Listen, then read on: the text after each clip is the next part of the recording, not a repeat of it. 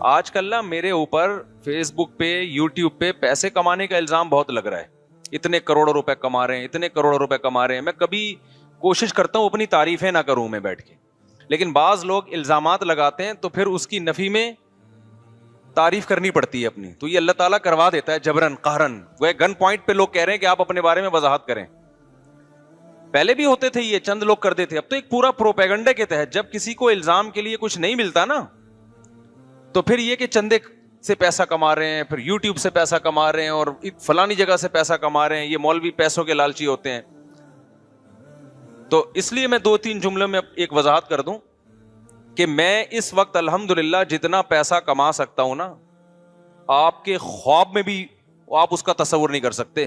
جتنا میرے پاس کمانے کی ابھی اس شہرت کے بعد جو طاقت ہے, پھر بھی نہیں کما رہا. سمجھ رہے ہو؟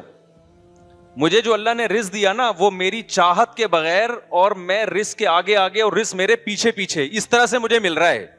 اپنی محنت, اپنی سوچ, بلکہ یہاں تک کہ رزق نہ کمانے کی پوری کوشش, جس کو حماقت کہتے ہیں.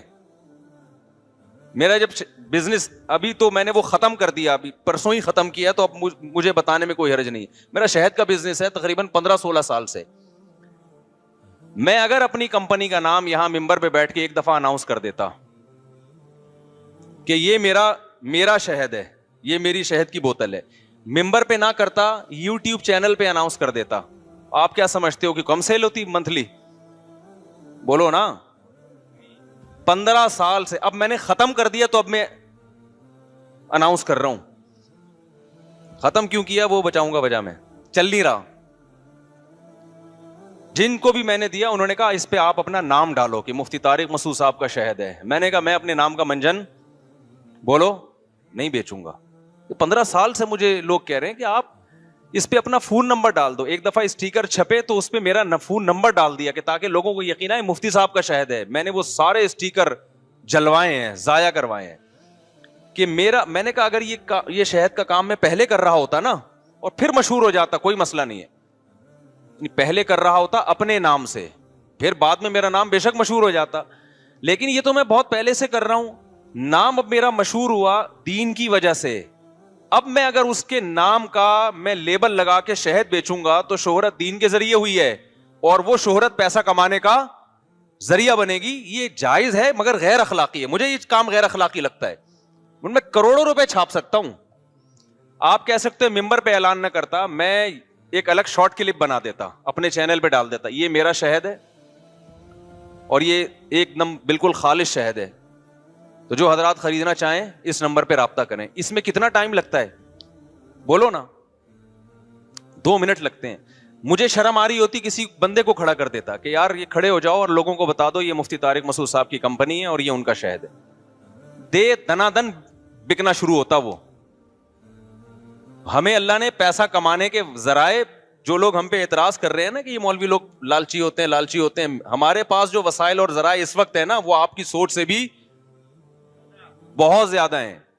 اس سے بھی آگے کی بات سنیں. مجھے تو خدا کی قسم ڈر لگ رہا ہے یہ الفاظ کہتے ہوئے کہ اللہ کہے گا بیٹھ کے یہاں اپنی تعریفیں کر رہا ہے, لیکن مجبور کرتے ہیں لوگ اپنے بارے میں بتانے پر, کیونکہ ہماری بدنامی نہیں ہو رہی. سب علماء کی پر انگلیاں اٹھاتے ہیں لوگ. ابے یہ دوسروں کے لیے اصول کچھ اور, اپنے لیے اصول کچھ اور, یہ چندے کرتے ہیں اور نوٹ چھاپتے ہیں اور پیسے کماتے ہیں. تو آپ کو اگر آپ کسی تاجر سے پوچھو کہ برانڈ کی جو ویلیو ہے نا تجارت میں, نام کی جو ویلیو ہے, لوگ نام خریدنے کی کوشش کرتے ہیں.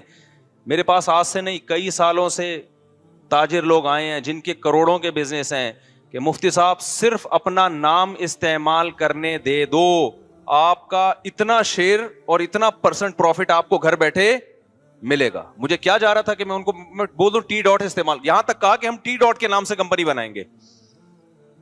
نہیں, یہ بات میرا خیال ہے سمجھ میں, کہ صرف نام استعمال کرنے دیں, MTM نام استعمال کرنے دیں, مفتی طارق مسعود, یہ نام آپ ہمیں استعمال کرنے دیں. تو میں نے کہا کیا ہوگا؟ کہہ رہے ہیں سارا کام. میں نے کہا بھائی میرے پاس تو بزنس کا ٹائم نہیں. کہہ رہے نہیں, سارا کام ہمارا ہوگا, 50% آپ کو ملے گا گھر بیٹھے. تو یہ کوئی گولے گنڈے والے نہیں آئے ہیں, ٹھیک ہے نا, یہ وہ لوگ ہیں جن کے کروڑوں کے بزنس ہیں. تو میں بیٹھے بیٹھے کروڑ پتی ہو جاتا کہ نہیں ہو جاتا؟